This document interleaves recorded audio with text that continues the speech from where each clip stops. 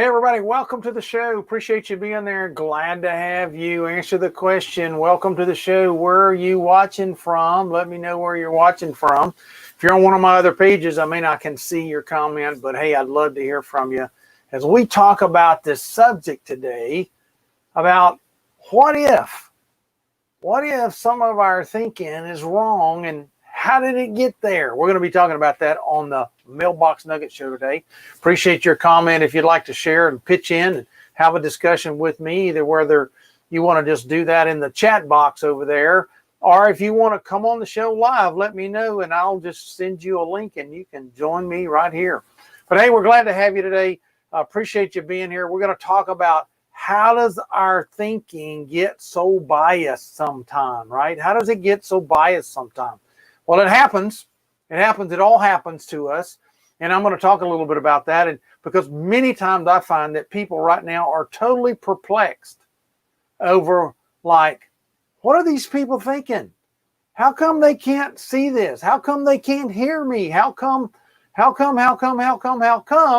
then when there is a dialogue, it turns into an argument. It turns into a shouting match between each other, right? Because the struggle is for all of us is, let's face it, part of what we think is biased, and how we got there is biased, and we just have to understand that about ourselves. We also have to understand about the people who are listening to us, or who are having a conversation with us, who are reading our post or watching our show, are coming to this with a bias built in them as well. Now, I'm not saying I'm right or you're right, or I'm wrong and you're wrong. That's the first mistake, is to think that somebody else is just totally wrong. Because here's what I've learned. In most things, in most conversation that's going on between people or on paper or in our heads, there is a bit of truth to all of it, but it gets warped. It gets warped. It gets twisted. It gets all messed up because we have biases. Sometimes we don't even know we have them. We don't even know how they happened. So I'm going to share a few of those with you today, and hopefully it helps you understand how do you come to conversation with people and come out the other side with a better understanding. Not I won, I showed them, but how do we come out the other side with a better understanding so that we can hear what somebody else is saying? Well, the first rule on that is first seek to understand before you seek to be understood, right? Seek to understand from somebody else. And if you'd like to comment along the way, you can do that as we get started here on Mailbox Nuggets. See, for a lot of us, the way we think is when we have a thought, we immediately go find somebody to confirm it. Like, I was thinking, tell me if what I'm thinking is okay. Tell me if what I'm thinking is how I ought to be thinking. And so we listen to what they've got to say because they agree with us. Because, hey, let's face it. Most of us don't want to be told, nah, I think that's crazy. No, where did you get that idea? Most people don't want that, right? Most people don't want to be told that because it's kind of like, yeah, what was I thinking? Or I don't know where that came from. Oh, that makes me look dumb. Or, oh, that makes me look, I don't know what I'm talking about. Or I'm unintelligent, right? We shrink away from that. We fear that. See, because what you'll find out in your thinking is if there are things that you fear, you will shy away from those things for whatever reason. Sometimes it's because it might make you look bad to other people, but you care more about how you look to them than about your thinking. So therefore you pull back. You really don't want an honest answer. And like my friend Chris said here, is we don't have ears that are ready to listen to others. So we haven't prepared ourselves. But in our mind, we have, because we asked somebody else who said, oh, yeah, I'm right on the page with you that. Yeah, you're dead on. You're right on. And what happens is our ego comes up and go, I knew I was right. And then when we run into somebody that doesn't see it that way, because this person over there said, oh yeah, you're right. We go, you're wrong. Me and my friend will tell you, you're wrong. I've already talked to somebody about it and you're wrong. That's not right. That's bad thinking. So that confirmation bias that we often seek out right in the beginning, but in our thoughts, oftentimes is the very reason why we think we're right. We believe we're right because somebody's confirmed that, or we go get our information from somebody we already agree with, right? It's kind of like good preaching. You know the definition of good preaching? Good preaching is hearing stuff you already agree on. When it's you label it not good preaching is when it's stuff you didn't want to hear. When it tells you something you didn't want to know. When it puts something before you that causes you to make a decision that you just really didn't want to have to make, then it's not good preaching. The same thing is true in a conversation. If it's something that's not what you already believe or come to agree in, you find out you really come to this thing is like, no, I'm telling you, I don't know what that guy's thinking or gal's thinking. I don't know where did they get that idea? How much of that's going on today? You see it everywhere. You see it everywhere. And you people want to move you into that category based on the confirmation biasness. Well, they believe it, I believe it, so therefore it must be true. All right? But it's like Mama said, two rights don't make a wrong, no matter how many times you look at it, and two wrongs don't make a right. But oftentimes we think it does because somebody agrees with us, right? Somebody agrees with us.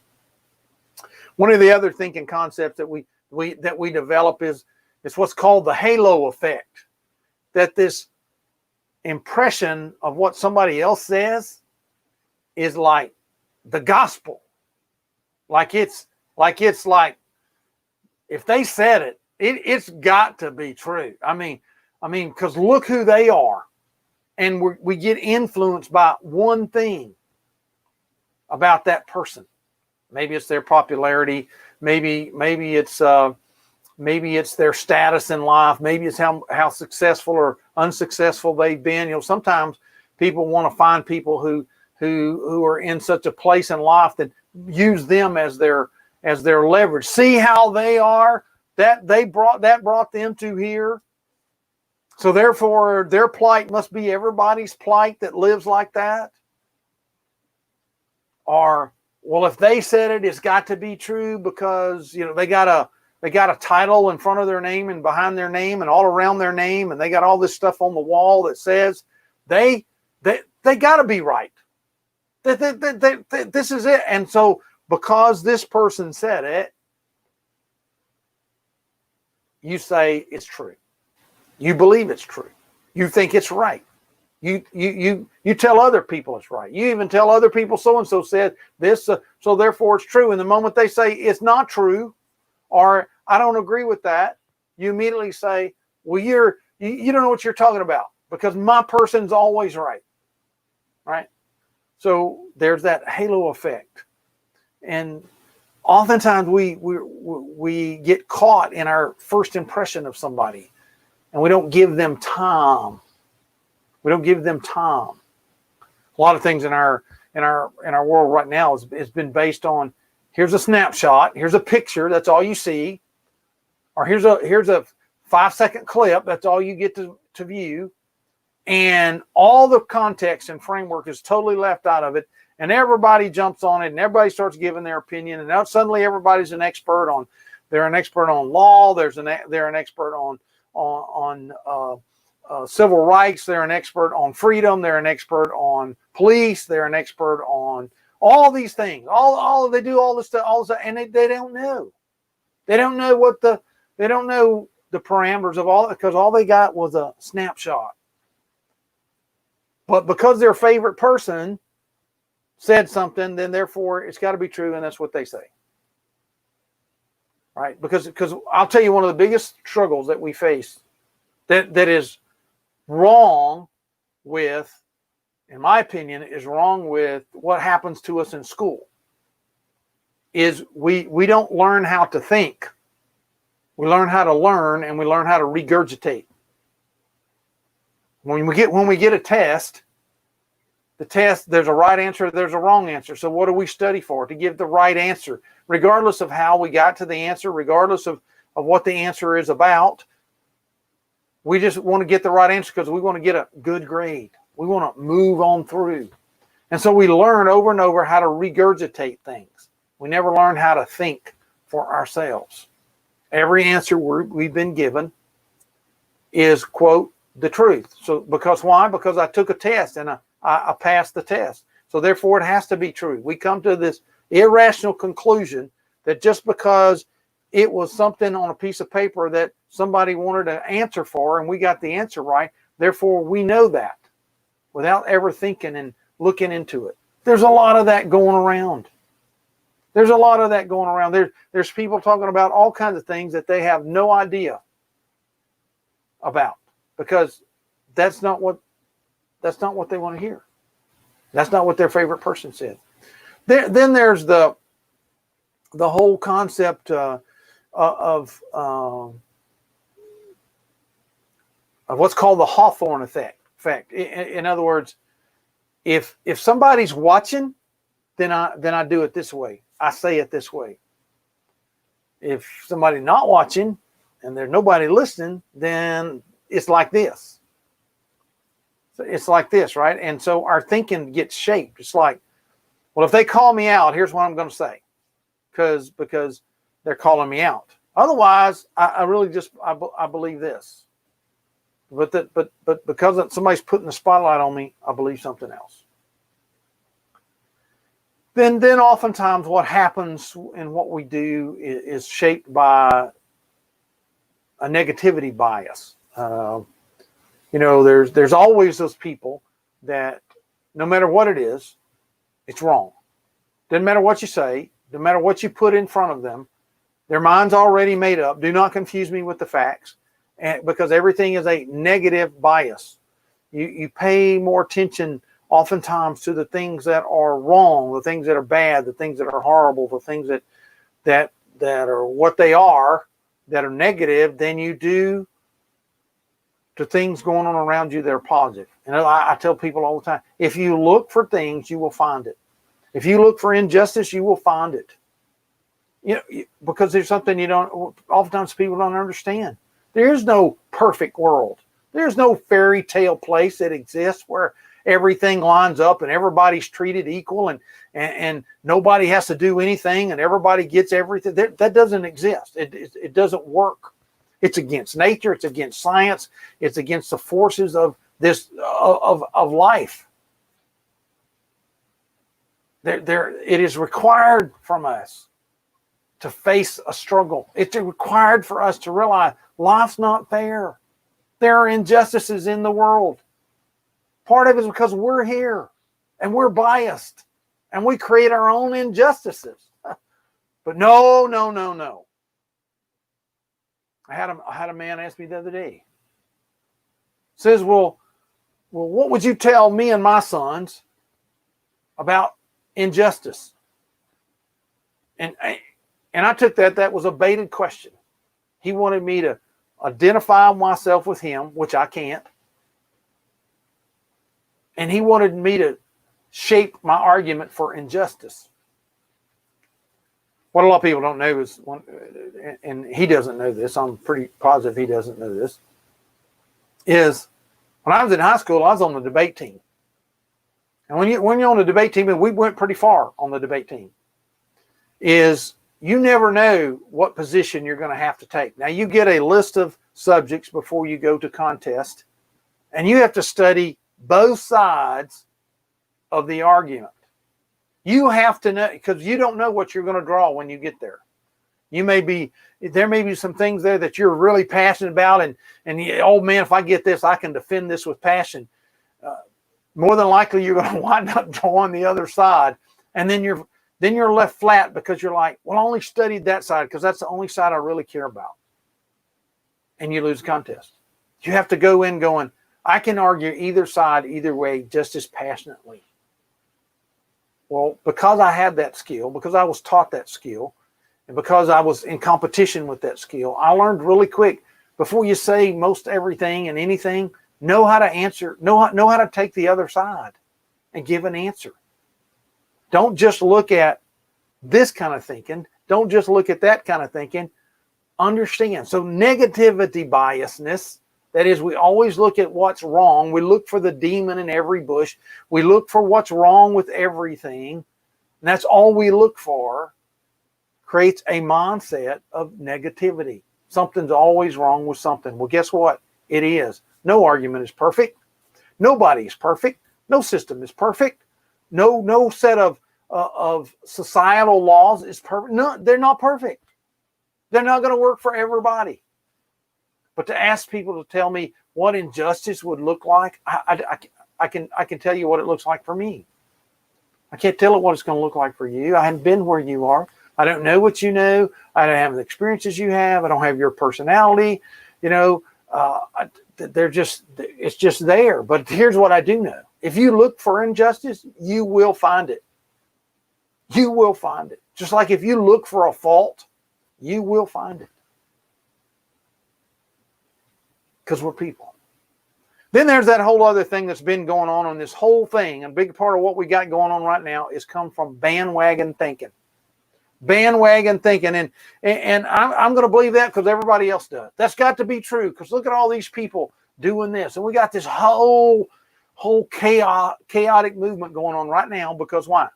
Because a bunch of people want to jump on something that they don't know anything about what it's really about. They don't know what's really behind it. They don't know what's really going on. And they want to get behind it because it's what everybody's doing. That happens all the time. It happens with us all the time. It's what wins presidential elections. It's that same effect is the same thing that causes people to riot and totally devastate a city. It causes people to take on the world for themselves and the people that believe like they believe. It's a bandwagon effect.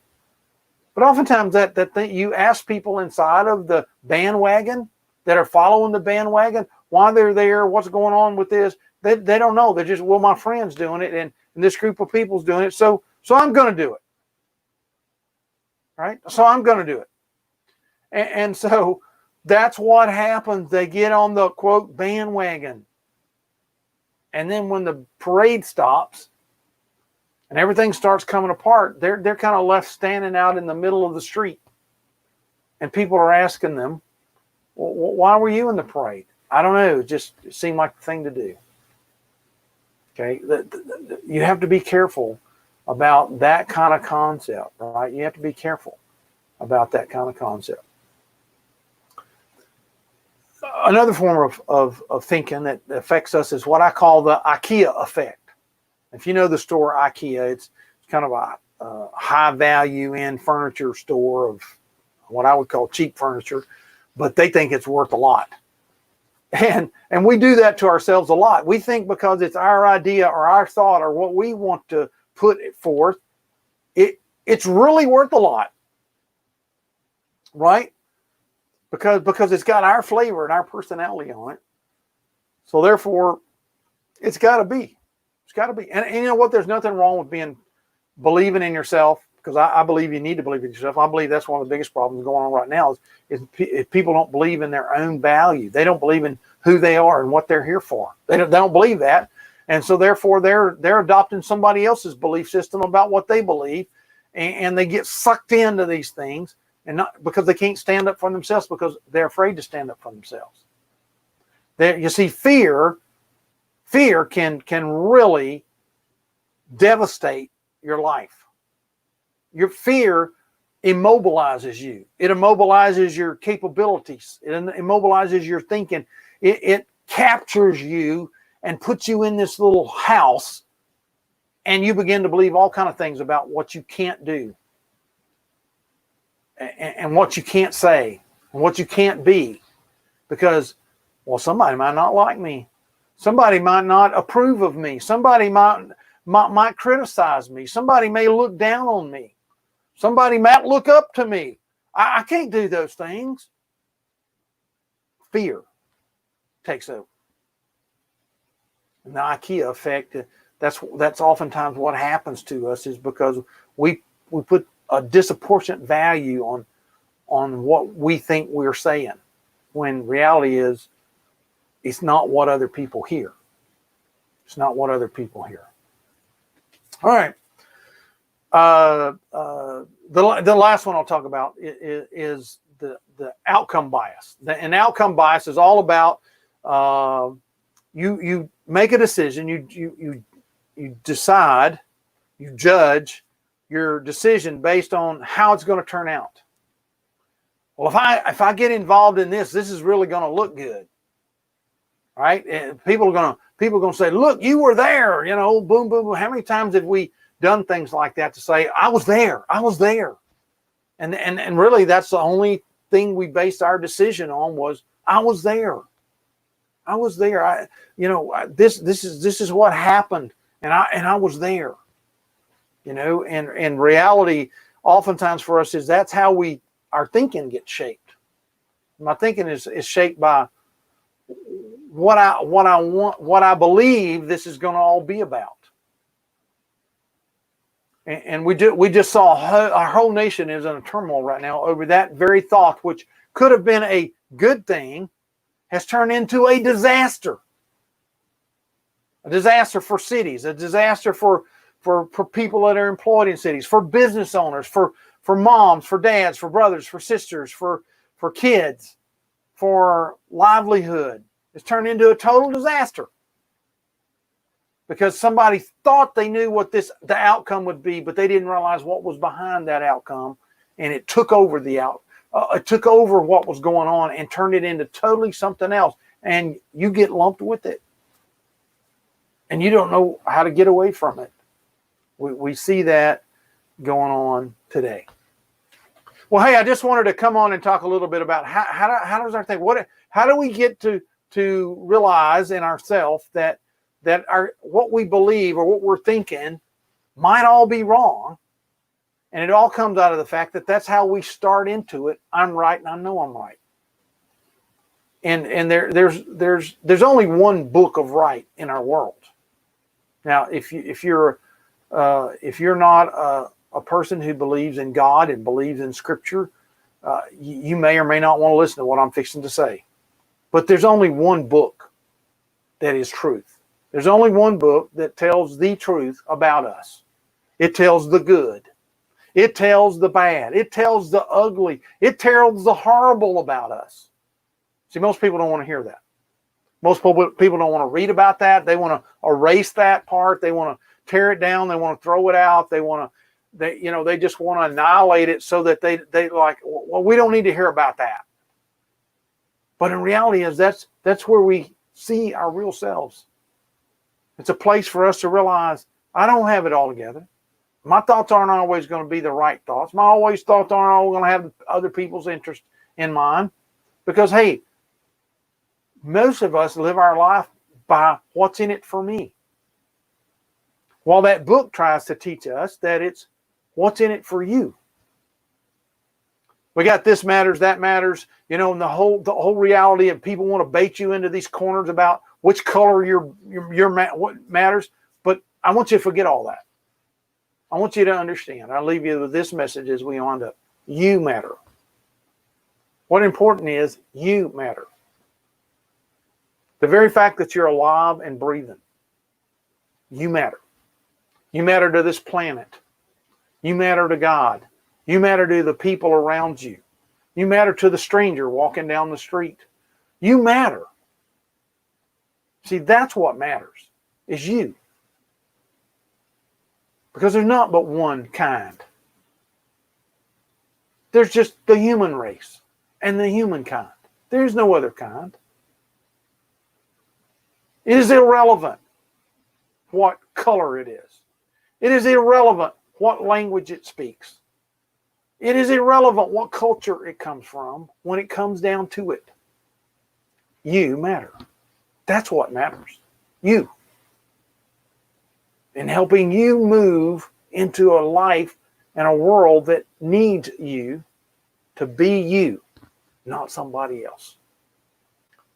So let go of all that thinking and go back through what I said here today and think, where am I doing that? And why am I doing that?